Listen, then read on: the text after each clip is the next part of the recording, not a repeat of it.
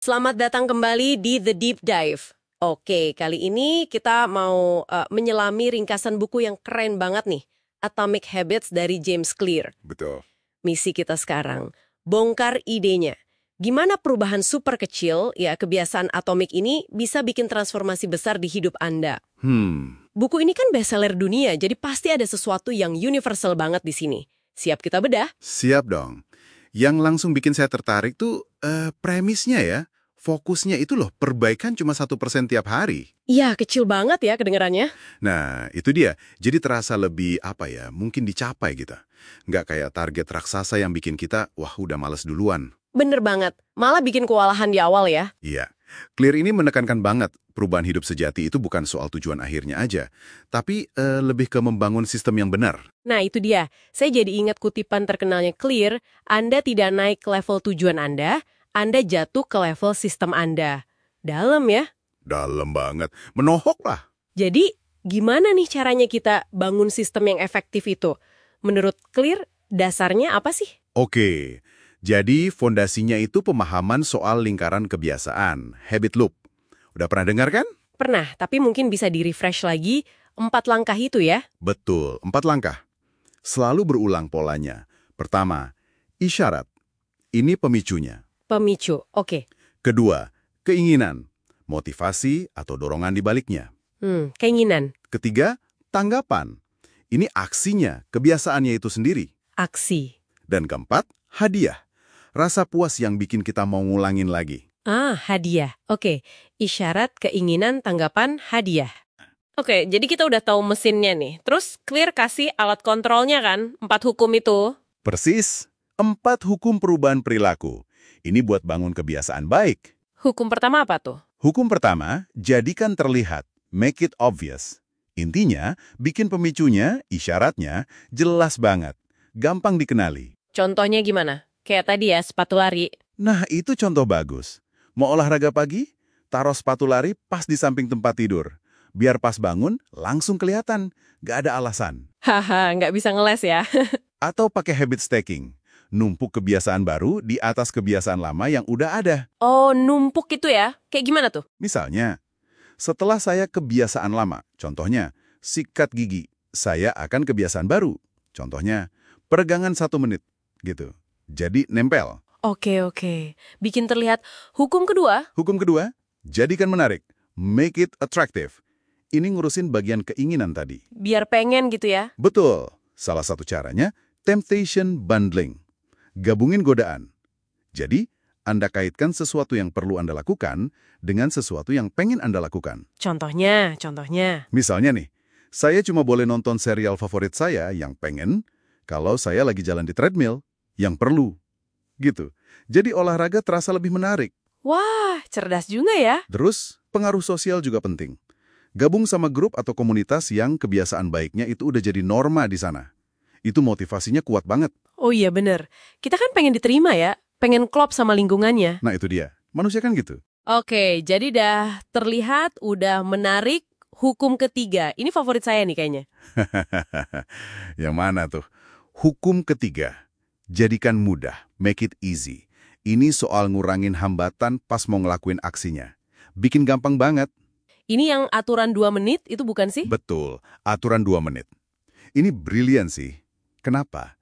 Karena dia nyerang hambatan terbesar. Memulai. Iya, kadang mulainya tuh yang susah banget. Nah, caranya, perkecil aja kebiasaan barunya sampai cuma butuh 2 menit atau kurang.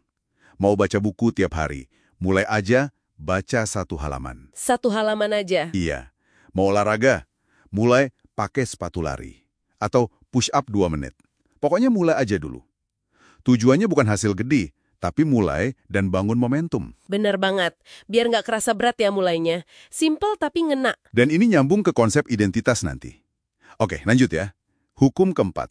Jadikan memuaskan. Make it satisfying. Memuaskan. Biar nagih ya. Nah, itu dia. Ini langsung nyambung ke hadiah di lingkaran tadi. Otak kita tuh suka hadiah yang instan.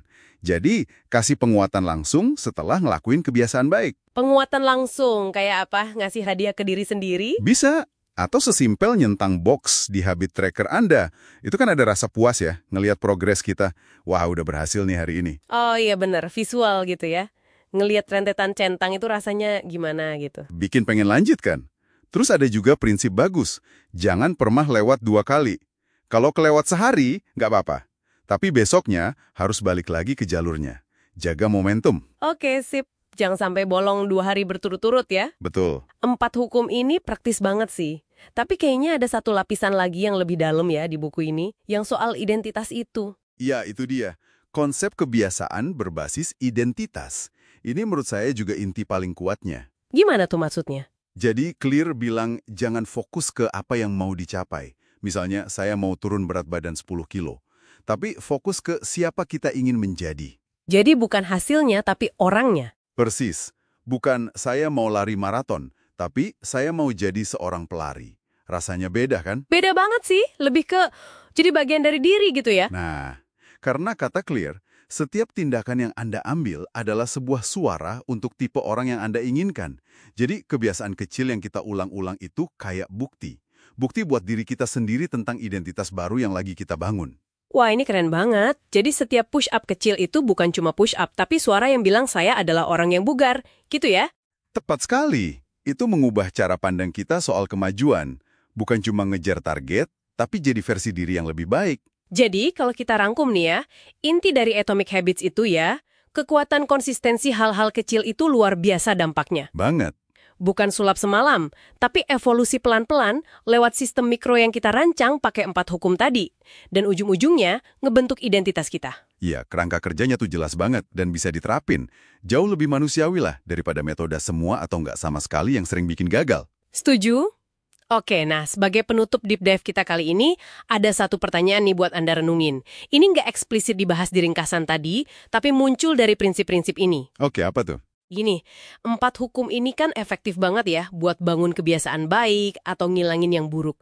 Tapi, gimana kalau Anda dihadapkan pada 2 kebiasaan atomik yang bertentangan? Satu baik, satu buruk. Menarik. Tapi dua-duanya itu, pada saat itu, sama-sama terlihat, menarik, mudah, dan memuaskan, menurut prinsip Clear. Oh, oke. Contohnya? Misalnya, pas lagi stres nih, ada dorongan buat ngemil makanan enak yang mungkin kurang sehat, tapi di sisi lain Anda juga tahu sebaiknya baca buku biar tenang. Dua-duanya bisa aja saat itu terasa mudah dijangkau, terlihat, sama-sama menawarkan pelepasan stres, menarik, gampang dilakukan, mudah, dan ngasih kepuasan instan, memuaskan. Wah, iya juga ya. Dilema itu. Nah, pas dorongannya sama kuat gitu, gimana Anda milihnya? Pakai prinsip apa lagi? Sesuatu buat kita pikirin lebih lanjut ya. Pertanyaan bagus banget tuh buat direnungkan. Oke deh, terima kasih banyak sudah menyimak deep dive kita kali ini tentang Atomic Habits. Sampai jumpa di pembahasan berikutnya.